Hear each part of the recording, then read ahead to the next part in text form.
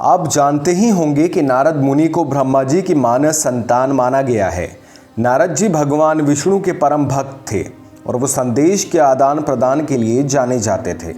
ऐसे में एक बार नारद जी विवाह करना चाहते थे और उनकी इस इच्छा के बाद क्या हुआ था, आखिर क्यों वो भगवान विष्णु से गुस्सा हो गए थे, हमारे आज के इस किस्से में हम आपको यही बताने वाले हैं।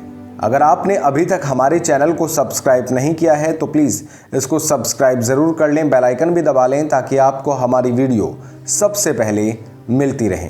पौराणिक कथाओं के अनुसार कहा जाता है कि नारद मुनि भगवान विष्णु की भक्ति में साधना करने बैठ गए और ज्ञानी ध्यानी नारद मुनि को तप करते देख देवराज इंद्र को लगा कि कहीं नारद मुनि अपने तप के बल पर स्वर्ग की प्राप्ति तो नहीं चाहते। यह सोचने के बाद उन्होंने कामदेव को स्वर्ग की अप्सराओं के साथ नारद मुनि का तप भंग करने के लिए भेजा, लेकिन नारद मुनि पर कामदेव की माया का कोई प्रभाव नहीं हुआ। इसके बाद डरे हुए कामदेव ने नारद जी से क्षमा मांगी और स्वर्ग को वापस लौट आए। वहीं कामदेव की माया से मुक्त रहने पर नारद मुनि को इस बात का अहंकार हो गया कि उन्होंने कामदेव पर विजय प्राप्त की है। ऐसे में वो अपनी विजय का बखान करने श्री हरि के पास पहुंचे और उन्हें पूरी घटना बताने लगे कि कैसे उन्होंने कामदेव को जीत लिया है। श्री हरि विष्णु नारद जी के मन में आ चुके अहंकार को समझ गए और उन्होंने अपने परम प्रिय नारद मुनि को अहंकार से मुक्त करने का निश्चय किया। उसके बाद जब नारद जी श्री हरि के पास से लौट रहे थे तो रास्ते में उन्हें एक बहुत सुंदर और समृद्ध नगर दिखाई दिया जिसमें बहुत बड़ा राजमहल था। ये नगर श्री हरि ने अपनी योग माया से बनाया था। वहीं नारद मुनि अपने धुन में होने के कारण कुछ समझ ही नहीं पाए और नगर के राजमहल में पहुंच गए। वहां के राजा ने उनका भव्य स्वागत किया और अपनी पुत्री को बुलाकर नारद मुनि से कहा कि मुझे अपनी राजकुमारी का स्वयंवर करना है। आप इसका हाथ देखकर इसके भविष्य के बारे में कुछ बता दीजिए। राजकुमारी जब सामने आई तो उसके रूप को देखकर नारद जी मोहित हो गए।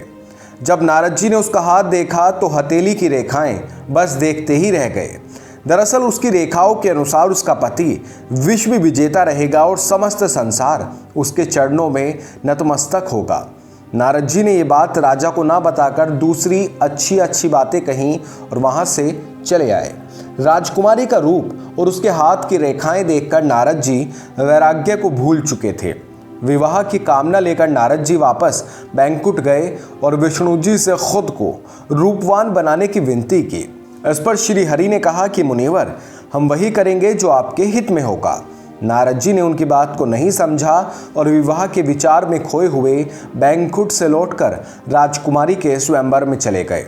उन्हें लगा कि अब तो वो बेहद रूपवान हो गए हैं, राजकुमारी अब उनके ही गले में वरमाला डालेगी। लेकिन राजकुमारी ने एक अन्य राजकुमार के गले में वरमाला डाल दी और नारद मुनि की तरफ देखा तक नहीं। उसके बाद नारद जी को लगा कि श्री हरि ने मुझे रूपवान बनाया, फिर राजकुमारी ने मुझे देखा भी नहीं। इन विचारों के साथ उन्होंने जल में अपने चेहरे को देखा तो आश्चर्यचकित रह गए। उनका चेहरा बंदर के समान था। नारद जी बहुत गुस्सा हुए और क्रोध में भरकर वो बैंकुट पहुंचे जहां श्री हरि विष्णु के साथ उन्होंने राजकुमारी को भी देखा। इस पर उन्होंने श्री हरि को बहुत भला बुरा कहा और श्राप दे दिया कि आपने बंदर का मुख देकर मेरा उपहास कराया है। मैं आपको श्राप देता हूं कि आप पृथ्वी पर जन्म लेंगे और इन्हीं बंदरों की सहायता आपको लेनी पड़ेगी। आपने मुझे स्त्री वियोग दिया है, आपको भी स्त्री वियोग सहना पड़ेगा। वहीं उसके बाद श्री हरि विष्णु नारद जी की बात सुनते हुए मुस्कुराने लगे। तभी राजकुमारी लक्ष्मी माता के रूप में समा गई। यह दृश्य देख नारद जी को समझ आ गया कि वो राजकुमारी कोई और नहीं बल्कि माता लक्ष्मी थी और वो राजकुमार भी कोई और नहीं बल्कि खुद श्री हरि विष्णु थे। ये सब पता चलने पर नारद मुनि भगवान से क्षमा मांगने लगे, लेकिन श्राप को वापस नहीं लिया जा सकता था। श्री हरि ने भी उनकी वाणी का मान रखा और श्री राम के रूप में अवतार लिया। उसके बाद क्या हुआ वो सब आप बहुत अच्छे से जानते हैं। तो दोस्तों, आपको हमारा ये छोटा सा किस्सा कैसा लगा प्लीज़ कमेंट सेक्शन में हमें ज़रूर बताइएगा। वीडियो आपने देखी इसके लिए आपका बेहद शुक्रिया।